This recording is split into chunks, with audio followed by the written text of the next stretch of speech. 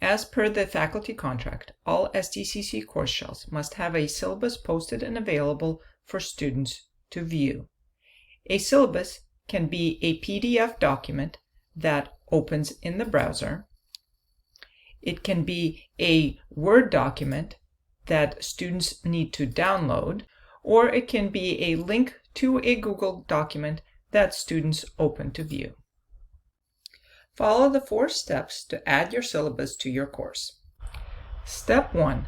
Log into Blackboard. Step 2.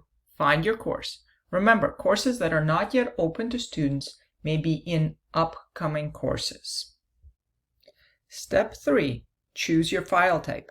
You can start with a Microsoft Word or Google Docs syllabus template that already incorporates document accessibility to create your syllabus.